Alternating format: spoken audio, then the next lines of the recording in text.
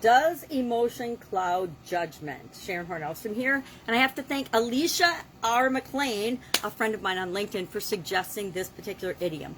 Emotion or emotions cloud judgment. Now, I am going to say absolutely positively they do, and I am saying that resoundingly yes, based on my own personal experiences throughout my life. This idiom, this expression, dates back to probably the 15th century, the early 15th century, when, and even maybe before, when Descartes and other philosophers were talking about the truth being associated with light, and that clouds and the use of cloudy in terms of dimming the light meant dimming the truth, impacting the truth in a way that it was a little foggy or cloudy. And so back to the 15th century, early 15th century, and then in 1729, there's a French version, which I, of course, cannot pronounce, of emotions clouding judgment. Since then, scientific studies have been done. A lot of research has been done into the impact of emotions on our thinking. There's tons of amazing emotionally intelligent quotes that are out there. I think I found an article of 28 emotionally intelligent quotes that can help us to be more emotionally intelligent. A couple of my favorites, of course, are, I'm going to read this one because I can't remember it exactly verbatim. It was said by Frank Outlaw. Watch your thoughts, they become words. Watch your words, they become actions. Watch your actions, they become habits. Watch your habits, they become character. Watch your character, for it becomes your destiny. Love that one. Another one, your emotions are the slaves to your thoughts, and you are the slave to your emotions. This was said by Elizabeth Gilbert. And then the reminder, feelings are something you have, not something that you are. And that comes from Shannon L. Ever. Those are just three of my favorite ones, but there are a lot of examples of emotions impacting our judgment. Think about your personal experiences. When you're angry, are you more likely or less likely to deny someone's request? How about when you're happy? When we're happy, we tend to allow or indulge people. Think about the last time you were playing with a child or your grandchildren or nieces or nephews or your kids, and you were super happy. Something great happened in your life or at work. Were you more likely to let them have that treat or say no to that treat? We just automatically do and behave that way. So I got curious about the real impact in the studies on exactly how do our emotions impact our judgment? How do they cloud our judgment? And I found a couple of things. One, 9 different ways, and 9 different ways that our emotions do positively cause us bias in our reasoning and our judgment. You know, the biggest example I think most of us have is sales decisions and sales choices. When we decide to buy something, all of us, as much as we like to think we make our decisions based on reasons and facts and sound thinking and calculating and figuring out what's the best option for us.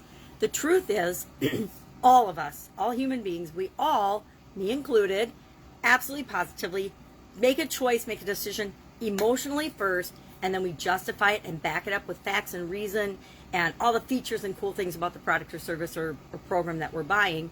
We find the reasons to justify why we made the emotional choice to do it. We always make our decisions with our gut or our heart, our instinct and our heart and our feelings first, and then justify those actions after the fact. Whether, when we take actions, we justify them after the fact. And then I want to talk about 6 ways judgment clouds, or emotions cloud our judgment. Maybe we'll talk about that. Let's talk about how it does it, and then let's talk about the 6 ways that it does. And you can ask yourself and do a little inventory and see how impacted are you by these different biases, because they are biases. Emotions are our own personal bias, and we all have them based on the experiences that we've had in our life, the emotional, physical, mental, all the different challenges and experiences we've had in our life, color and impact our choices going forward, our decisions, whether we will or will not do something, whether we will or will not start our business, whether we will or will not hire a person. We can see that they have the perfect resume, but if we get an off feeling from them, like maybe something just isn't right or they're not going to fit into the culture of our organization, we're going to make a decision not to hire them, even though on paper they look like a great fit. I did that with a partner. I went against my gut instinct and my intuition and ended up getting myself into a terrible situation with somebody that looked good on paper. I thought I knew, only to find out that they were totally different than the person that I thought they were. So, what are some of the ways that emotions cloud our judgment? Again, the magnifying glass, because I did this in red ink, and I can't read normal colored ink, much less red ink. So, number one, narrow mindset. Things like tunnel vision. Our emotions will cause us to only see what we want to see. Has any of that been going on in the world lately? Perhaps. Perhaps the media has something to do with that. Number two, jumping to conclusions. Have you ever had a conversation with somebody, and before you even were done sharing what you thought about something, they were jumping all over you because they had already figured out what they thought they knew you were going to say? Number three, attention bias. We will only pay attention to the things that match our thoughts, feelings, and beliefs and emotions about something. Number four, mood congruent memory, meaning we will actually, we humans are amazing, our minds are amazing. We will only remember things that are congruent with our memory when we're in certain moods. Number five, emotional contagion. Have you ever been in a situation where one person was panicking and then pretty soon half the room was panicking and then almost the whole room was panicking? Excuse me, been in those rooms. Not fun, but it can go the other way too. One person can actually calm down an entire group of people. So moods are catchy.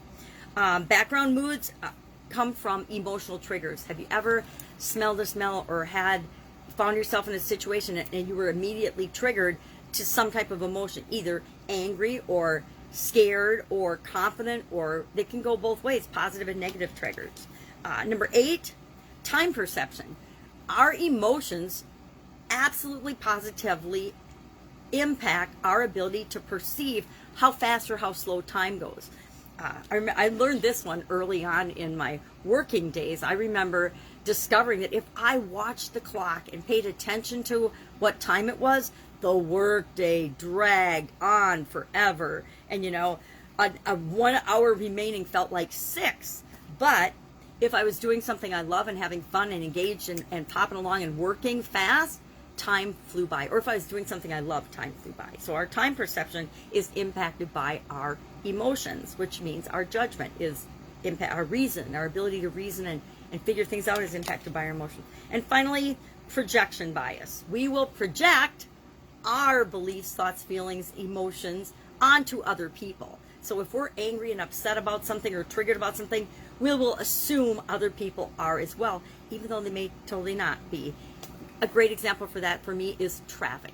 How we react in traffic is 100% about us, not about what anyone else is doing.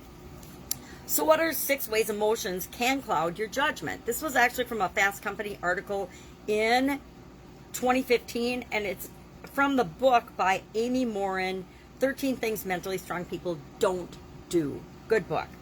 Number 1, we incorrectly judge how much control we have over a situation.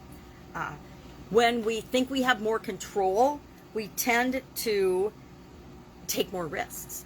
Now, it's control we think we have, not necessarily control we have. So, for example, if you're driving along on the road and it's raining out, you're driving, therefore you think you have more control in the situation than the person that's the passenger in the car. That may or may not be true at all, but we believe that to be true.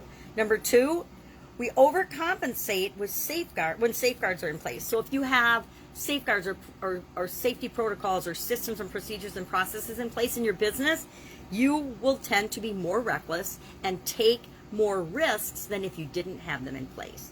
I think we see that in our behavior all the time, physically as well as within our organizations. If we think we have overdraft protection, we don't pay attention to the balance in our checking accounts, and we may or may not become overdrawn because we're not paying attention to it because we have that safeguard in place. So we're more likely to be overdrawn when we have that safeguard in place than if we don't have overdraft protection. Number 3, we don't recognize the difference between skills and chance. I thought this one was really interesting because I'd never really thought about it before. But when our emotions are involved, we think we have skills in areas that we might not, or we overestimate our skills in certain areas. And scientists did a study on this in Las Vegas. And when people were throwing dice, if they needed a high number, they would throw the dice harder. And if they needed a low number, they would throw the dice really gently and softly, thinking that the skill and how they threw the dice had anything to do with the chance of of rolling a high or a low number when they're absolutely positively not related at all. I thought that was a really interesting one. Number 4, we become easily deluded when we see a potentially large payoff, even if the odds are stacked against us. So when this explains why people buy lottery tickets when the lottery gets to be, $100 million, $400 million, or whatever. That triggers people to buy a lottery ticket. Their chances of winning that lottery are no better than when it's I don't know if you know what the lottery is these days, $1 million, than when it's $400 million. But they will become easily deluded into thinking, oh, there's this huge payoff. I have just as much chance as anyone else of winning, so I'm going to buy a lottery ticket when it's big, when it's over 100 million or whatever. I think that's an interesting example of that. Number 5, we grow comfortable with familiarity. So the more often we take a certain type of risk, the more familiar we are with it, and it feels less risky, but it's actually more risky, and the more likely we are to have a problem. For example, our emotions will help us override that. If you speed all the time, I might have some experience with this. If you speed all the time, drive over the speed limit, you just get into the habit of it. Now, you get confident, maybe even cocky, and think that you get to drive over the speed limit all the time. Somehow, you think you're above the law and you get to drive over the speed limit all the time.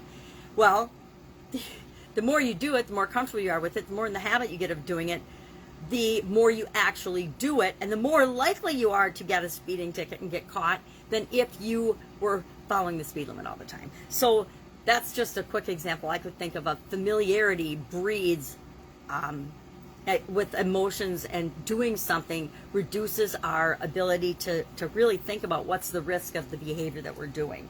And finally, number 6, we place a lot of faith in other people's ability to perceive risk accurately, when the truth is they aren't any better at perceiving risk than we probably are.